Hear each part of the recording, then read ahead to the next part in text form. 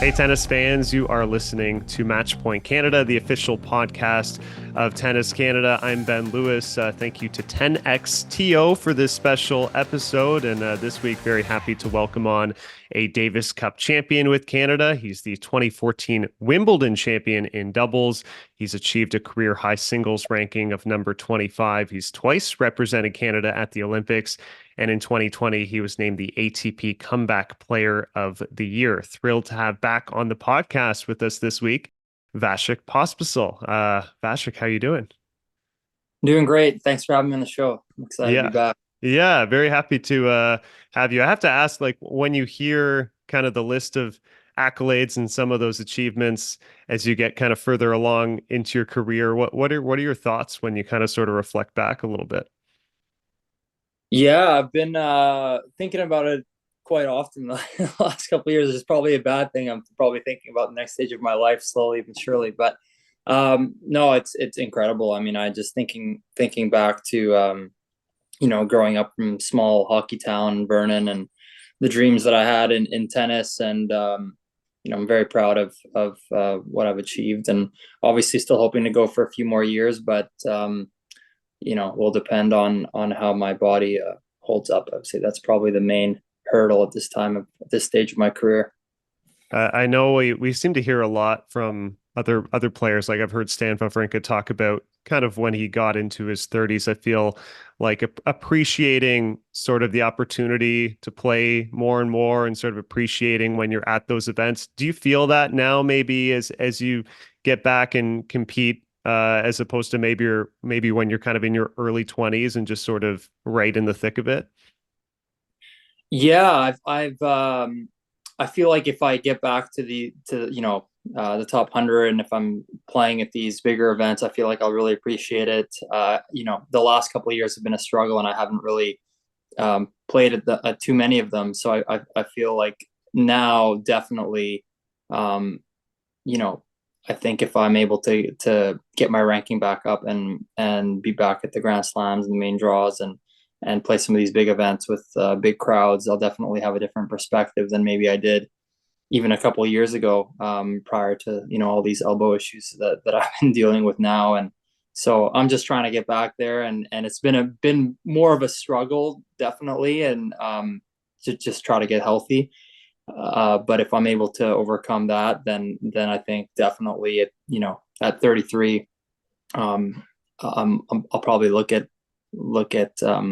experience these events quite differently than in my 20s. Thank you guys so much for listening to this week's episode of Match Point Canada. If you'd like to follow along every week, give us a like below. Hit the subscribe button as we're trying to make 15,000 subs. Check out the first episode of Tennis Nation, recapping Canada's historic Davis Cup win from 2022.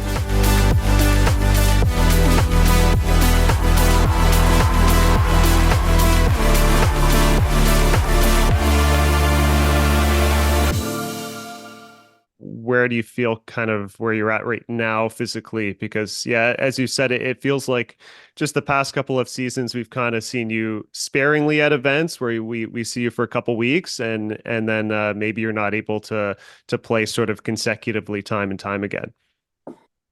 Yeah, exactly. I mean, I think I physically I feel good when I'm on the court, and movement wise, and cardio. I can't say I've felt a huge decline the past few years there. It's really just been the elbow, which has obviously been quite an issue. I had a significant tear in my UCL ligament 2 years ago, which took me out for probably half of 2022. But then I finished the year pretty strong, and then was ready for a good 2023. And then I tore my tendon in my elbow, also quite significant, and tried to play through it after a bit of rest. And in hindsight, was a bit of a mistake. And 2023 was basically a complete scratch. So at least fortunately for now, I feel like when I'm on the court training and not serving, or when I'm feeling a bit better with my elbow, I feel great physically in terms of movement and court coverage, and I feel like it's still good enough where if the elbow, gets better, that I can still play at the high level. And so right now, really just the hurdle is just trying to get that, to see if that elbow can really handle the workload, and hopefully, I mean, it's still some question marks. I'm not sure, how it's going to be, but that's definitely the biggest concern that I have anyway at the moment, more so than, like I said, the physical decline, which I haven't Right. really experienced yet, but I know that's coming too. Hopefully not too soon. Yeah. We had the opportunity to obviously see you play in Montreal earlier this year for Davis Cup qualifier, and I thought you looked good there, helping Canada win a key tie. Obviously, that's an event you seem to pride yourself in getting the opportunity to play. How important was it for you to just make it there in Montreal? And how were you feeling maybe physically then Yeah. with the elbow? Yeah. Yeah. For some reason, I always feel the best physically when it's Davis Cup time. So, um, yeah, I was finally getting healthy. I think that was my third week or second week that I would say pain free, even though I still had some pain and tendonitis. For me, that's basically being pain free. And and then actually had a couple weeks after that where I felt good, and then now I have a small fresh tear in my UCL, so I'm taking a bit of time off now, and then hopefully we'll play an event again in about a month. But yeah, Davis Cup is, especially as I've kind of reached the last years of my career, that it's definitely probably gone up in importance in my mind. I mean, I love playing for Canada, and it's a very special event for me, and it's just something that, in some ways, has defined a large part of my career too. I mean, I've always, feel like I've performed really well at Davis Cup, and now obviously we have, the title, and we were world champions, and in the end of 2022. So it's very special, and yeah, definitely something I'll look back on my career and view as a highlight and great achievement.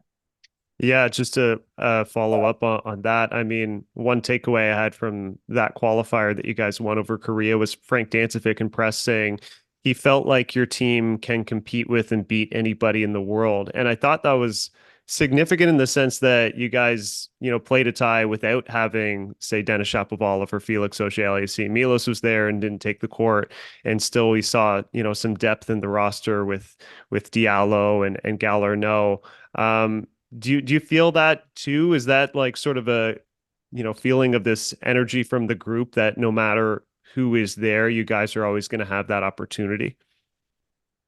Well, yeah, for sure. I mean, we have depth in this country now in tennis, which is great. I mean, obviously, having Dennis or Felix on the team does change the I wouldn't say the dynamic. I mean, we all get along really well, and the team chemistry is always great. But Dennis and Felix are obviously incredible talents, and they're at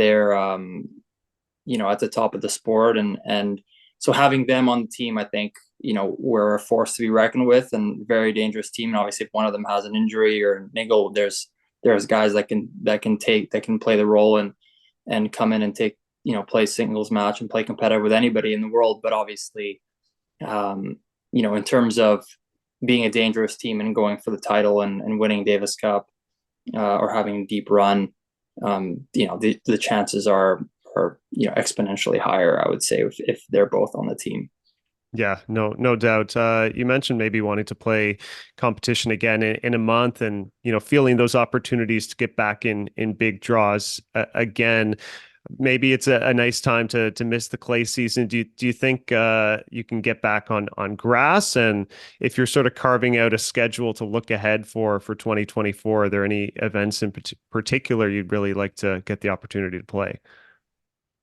Yeah, not as much. I wouldn't say that I'm focused on any particular events. I'm more so just focused on my health and my body, and because I know I can play, even today, a really high level when I'm healthy. So I think, and also my rankings dropped a Right. lot because I would say, I basically missed most of the year, and I made a little bit of a mistake in hindsight, where I wasn't able to get my protected ranking. I came back after 5 months only to get re-injured. And obviously at the time I thought, okay, it's not worth waiting another month to get a protected ranking. I'll just come back and play. I was still ranked relatively high that I could get into the big events.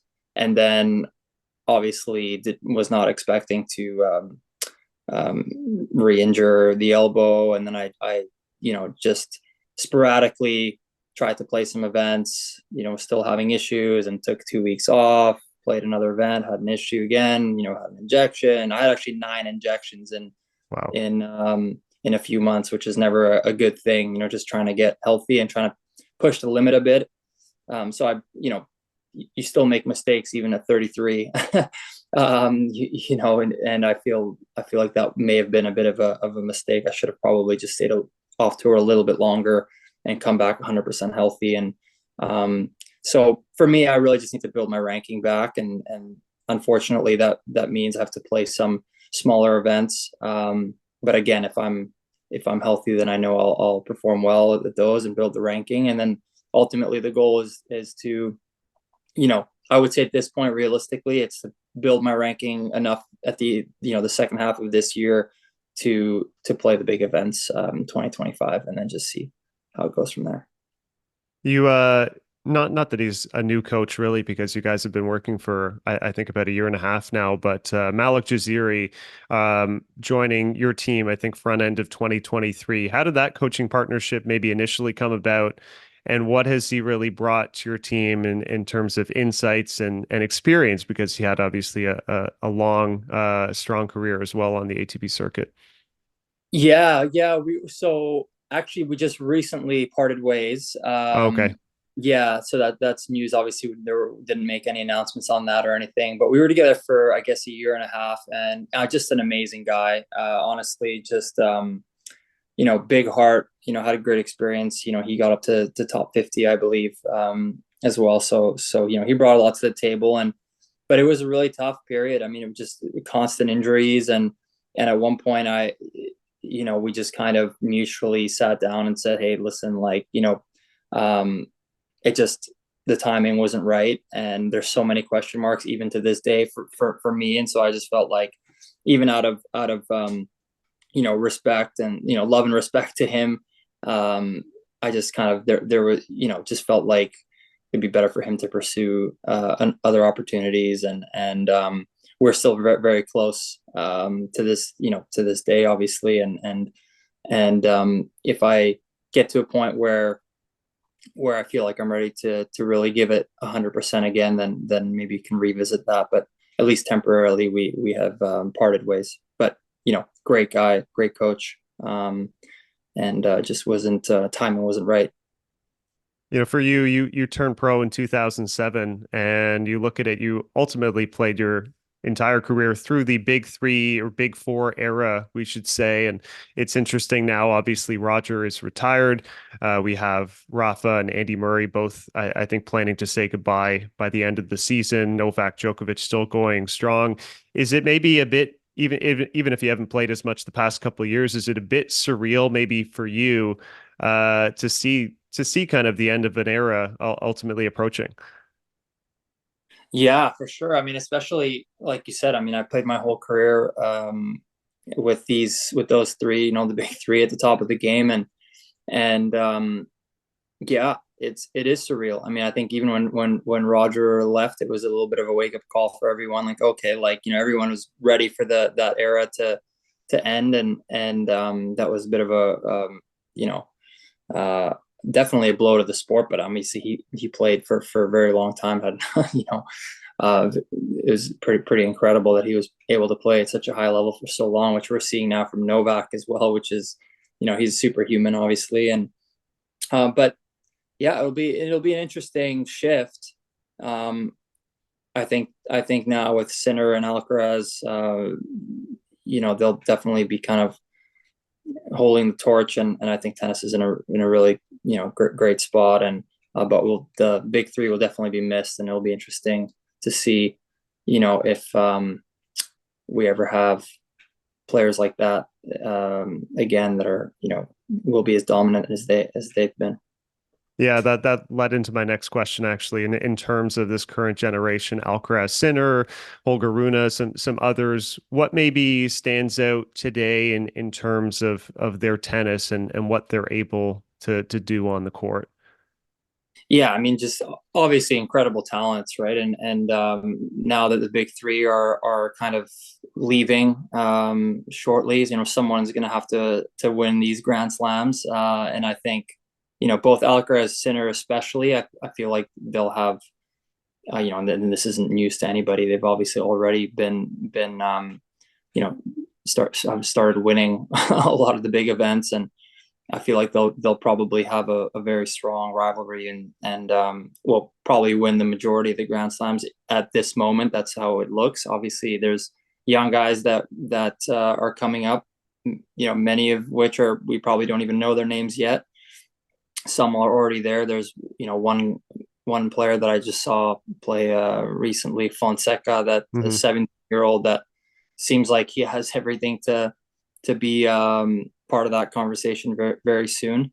But obviously the sport's evolving constantly, right? I mean, the competition is getting stronger, and Sinner and Alcaraz really, when you look at their games, it's very hard to find a weakness, right? So yeah, it'll be pretty interesting to follow their careers. That was really good analysis, and it had me thinking of watching you do a little bit of commentary, I believe, for Sportsnet or TSN, was it, on the tennis side of things. And we're seeing other players. I mean, Chris Eubanks is acting. He's going through his career, and at the same time provides commentary for Tennis Channel Live. Have you ever considered delving into further commentary? Was that something you might consider post career or coaching, or do you want to stay pretty involved in the sport, do you imagine, when you do retire? I would, yeah, definitely the commentating side would be interesting, to do the big events, not necessarily a full-time thing, but Yeah. yeah, I would enjoy that, I think, for sure. And I mean, tennis will always be part of my life. There's no question about it. I mean, it's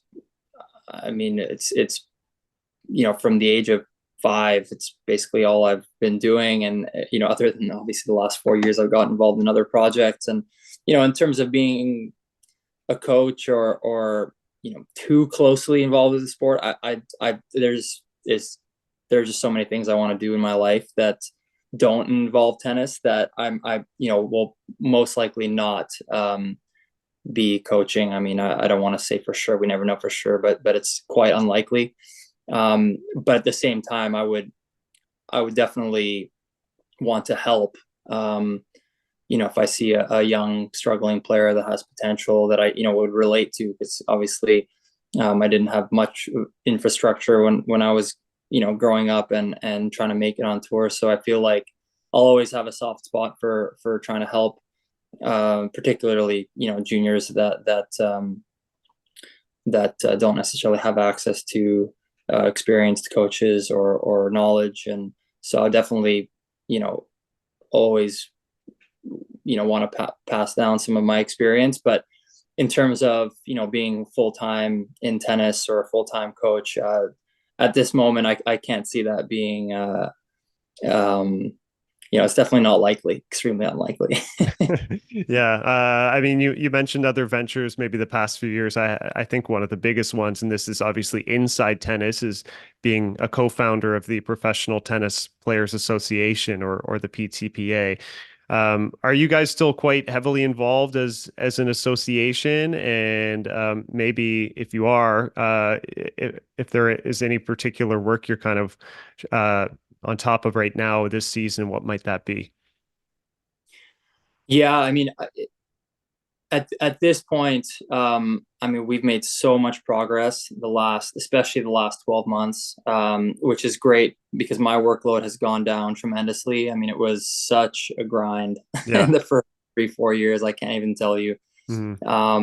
how much effort and energy and that went into kind of getting it to the stage that it's at now, where, like I said, I mean, now at this point, it's more overseeing things, being on the player board, obviously still being, heavily involved with the CEO and with the team.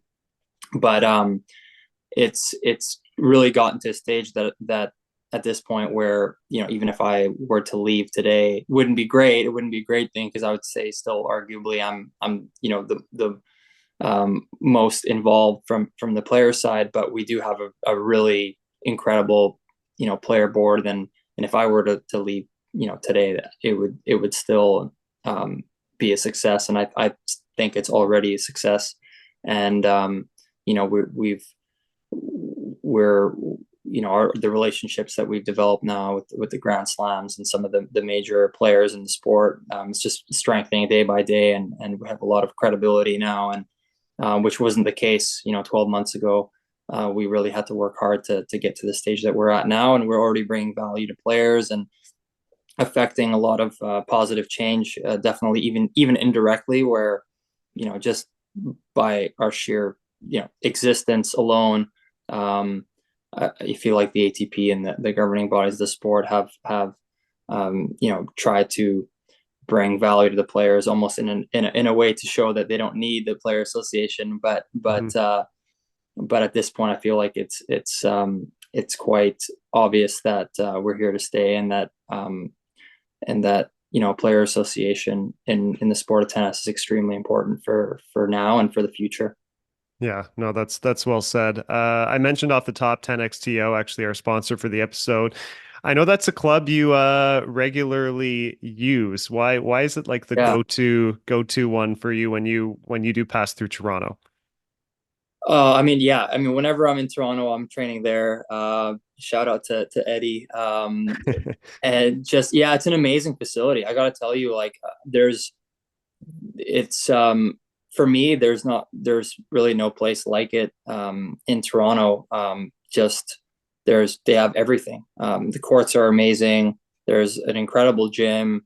Obviously, the people are really, really, really cool, and they've treated me very well. I mean, every time I'm in town, they just accommodate me to the max, and yeah, it's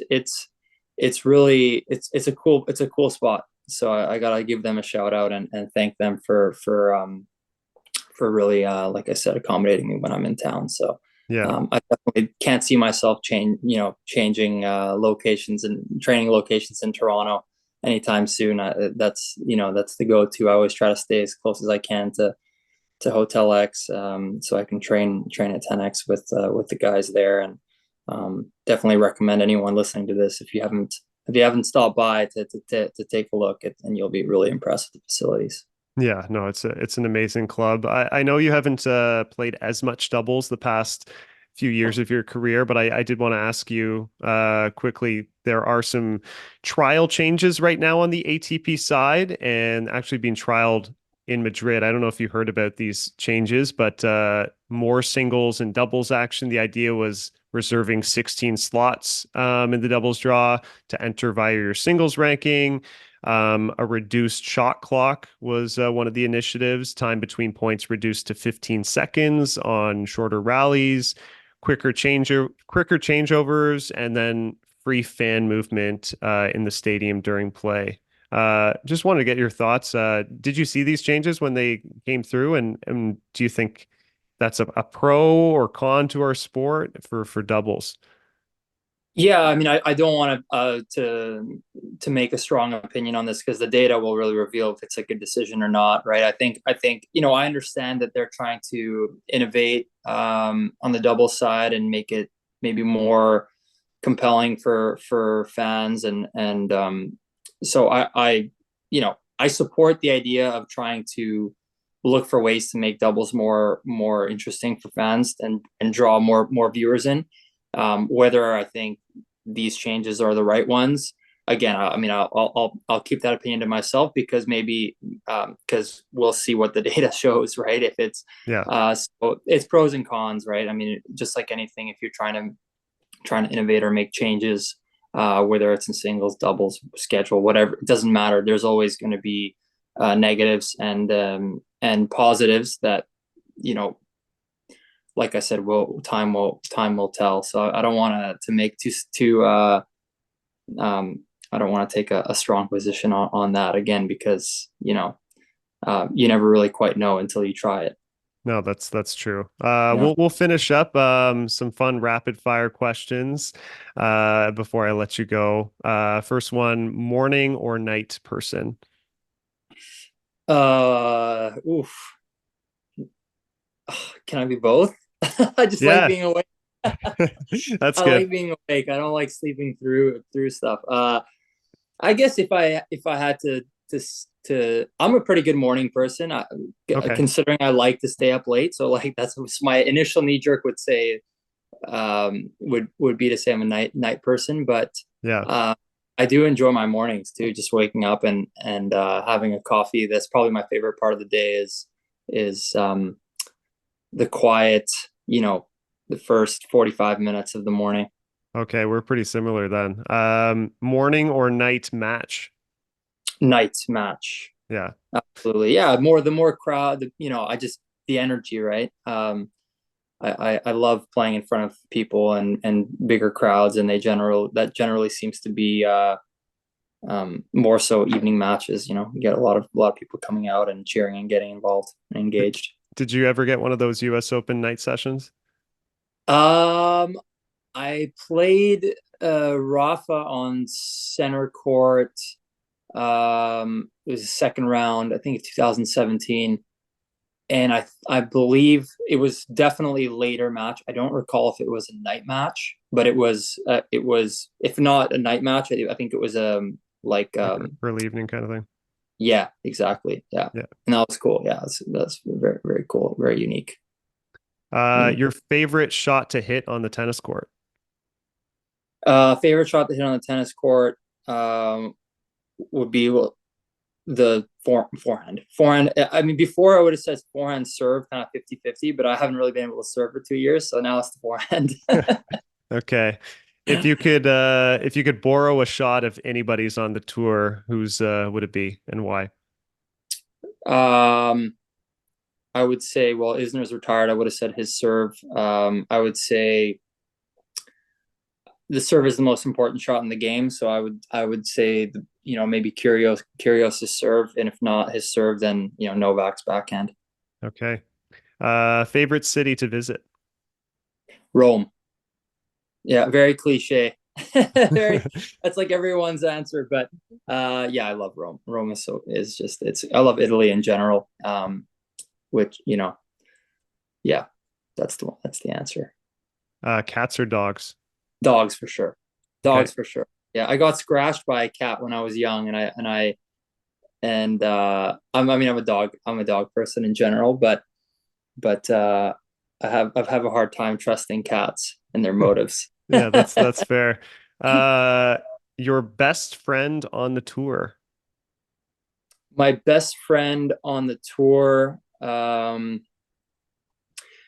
would say Christian Harrison. Christian Harrison, yeah, amazing guy. Had really tough time with injuries, throughout his whole career. So unfortunately, hasn't hasn't been able, in my opinion, to reach his potential because of all the health issues. But just an amazing, amazing, amazing guy all around, and obviously, was close with Novak over the years with the PTPA as well. Yep. But Christian would be my close friend. Best memory at a Grand Slam? Winning Wimbledon, yeah, the finals against the Bryan brothers, winning in the fifth set. Um, that's got to be the one. I mean, obviously, quarterfinals of singles as well. Great, amazing memory and accomplishment. But the doubles final is takes the cake. What's your go-to meal post-match?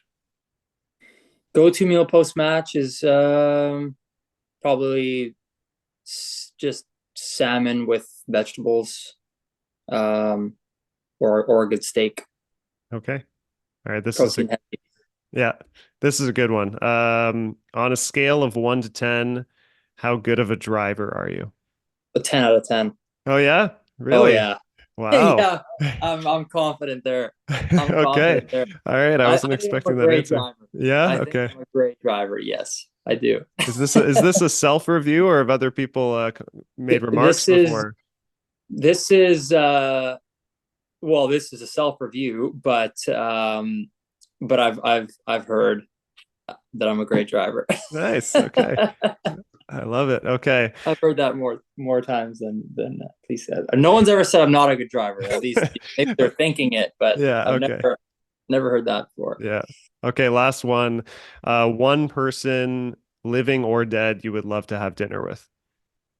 I would love to have dinner with Elon Musk, living, and dead. Um, Probably John Lennon. He Okay. was I was a huge Beatles fan when I was young. Still am, obviously, Yeah. but from the age of 11 to 15, I was only listening to the Beatles, and to this day can know all the lyrics to every Beatles song ever written, even Wow. the so John Lennon just would be, yeah. Awesome. Well, Vasek, it's always a pleasure catching up. We hope we get to see you back on the courts soon, and obviously we'll see you later this year. I'm sure representing Canada at Davis Cup as well. It's always a pleasure. Yeah, looking forward to that. Thanks for having me.